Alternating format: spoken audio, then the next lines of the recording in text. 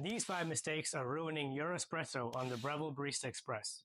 If you're struggling to get good espresso from your machine, then you might be making the same 5 mistakes that I used to make. Hey guys, I've had this Breville for almost 10 years, and it's been my daily driver for all things espresso. But I used to have a lot of trouble getting good coffee out of this machine. I wish I'd had these 5 tips when I started. To get good espresso from this machine, I didn't need any of these fancy tools you see online. And no, you won't need a new machine to get good espresso. At the end of the video, I'll have a bonus tip that will make your espresso tasting great. Mistake number 1. Mistake number 1 was using the wrong basket. You will have got 4 different baskets with your Breville. 2 are pressurized and 2 are non-pressurized. One set of baskets has many holes on the inside and just as many holes on the outside. The other set of baskets has many holes on the inside, but only 1 hole on the outside. This is the dual wall pressurized basket. You can take the dual wall basket and toss it in the bin. I'm just kidding. You don't have to throw these baskets away. But if you're going to keep the pressurized baskets, that's the one with the dual walls and only 1 hole on the outside. Know that these are used for pre-ground coffee or very old coffee because they produce fake pressure and fake crema. The one you want to use is the non-pressurized double shot basket. That's the deeper one with many holes on the inside and as many holes on the outside. Now, before we get into tip number 2 to 5, let's talk about the liquid that's in the espresso. Espresso is 90% water. Dissolved in that water are the tasty compounds that come from our ground coffee. Mistake number 2 and 3 that I used to make were about the beans and the water. Mistake number 2 that I was making was not using fresh beans. This is probably the most important of all 5 tips. Let's talk about the rule of 12s as it relates to coffee beans. That's 12 months, 12 weeks, and 12 minutes. Green beans or unroasted beans will last 12 months. Roasted beans will oxidize almost completely within 12 weeks. And the ground beans, they'll oxidize within 12 minutes. Now I suspect this rule is a bit of an oversimplification, as these time frames will vary based on the type of bean, how it was farmed or harvested, how it was processed, and even how darkly it was roasted. To optimize freshness, we should try to buy coffee beans roasted between 4 to 6 weeks off the roast date. The closer to the roast date, the better. Mistake number 3 was using bad water. Remember, we said that espresso is about 90% water. The tap water that comes out of most of our faucets has been treated usually with harsh elements. If those harsh elements get into our espresso, it'll change the taste of our cup. The tank does come with a filter. The manual says that you should change this filter roughly every 90 days or after 40 liters has gone through the machine. 40 liters is roughly 20 fills of the tank. If, however, you know that you live in an area with hard water, you might want to change this filter sooner than 90 days. Aside from the built-in filter, consider filtering your water. For example, a water treatment system like a filter jug. Mistakes number 4 and 5 start to get a bit technical. Mistake number 4 that I made was not measuring, specifically not measuring the beans going in or the espresso coming out. This means you'll need a small scale.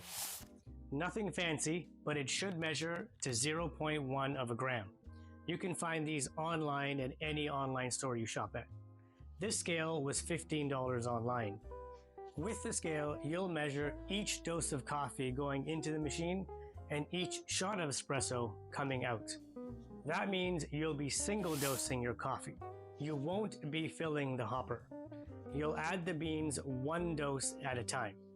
And if you're worried about the grinder retaining grinds, simply flap the lid aggressively near the end of the dose to get most of the grinds out.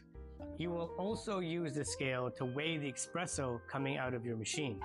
You'll aim for a 2-to-1 ratio. So that means, for example, if 18 grams of beans go in, then 36 grams of liquid espresso are coming out. You'll be aiming for about 30 seconds. This is just a starting point. Likely you'll play around with these numbers as time goes on, but this initial ratio of 2:1 in 30 seconds is a great place to start. Mistake number 5 was not distributing the grounds before tamping. Tip number 5 is Weiss distribution technique. The grinder on the Breville Barista Express produces fairly clumpy grounds, and if you were to tamp these clumps, the water would go around the clump, under extracting it, and all the coffee around it would be over extracted. This might produce both a bitter and sour cup at the same time. So Weiss distribution technique simply means breaking up those grounds. And no, you don't need any of those fancy distribution techniques you see online. If you have nothing else, use an unfolded paper clip. This is what I used to use when I first started. If you have a few dollars in the budget, you can probably get one of these Weiss distribution or WDD tools. They have what looks like acupuncture needles on them. You can DIY one. Use a wine cork with acupuncture needles stuck inside of it. With the dosing funnel in place, insert your WDD tool at the bottom of the portafilter. Start moving in small circles around the portafilter. Start at the bottom of the bed, and as you make these small circles, work your way up to the top. Make sure all the grounds are nice and fluffy. Before we get into the bonus tip, let's quickly review the 5 mistakes and how to fix them. Mistake number 1, wrong basket. Use the non-pressurized double shot basket only. That's the deeper one with many holes on the front and the back. Mistake number 2 was using old beans. We'll only be using freshly roasted, freshly ground coffee in our machine. Mistake number 3, wrong water. Change this filter every 90 days or sooner, and try filtering your water in a jug filtration system. Mistake number 4 was not measuring. You'll get yourself a scale, you'll single dose the coffee into the grinder, and you'll measure each shot coming out. Lastly, mistake number 5 was not distributing the coffee. After you've ground the coffee, make sure to use some kind of tool to break up the clumps before tamping. Alright guys, let's get into the bonus tip. The bonus tip is to flush after each shot of espresso.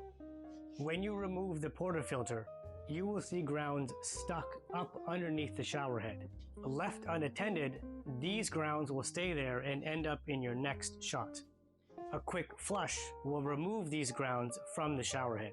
For more quick and easy ways to maintain and clean your machine, check the video I've linked below in the description. Let me know in the comments if any of these mistakes and tips were new for you, or if you've tried them, let me know what your results were. If I missed anything, let me know below in the comments. Click on the next video to learn 5 upgrades you might want to get to make better espresso on your Breville.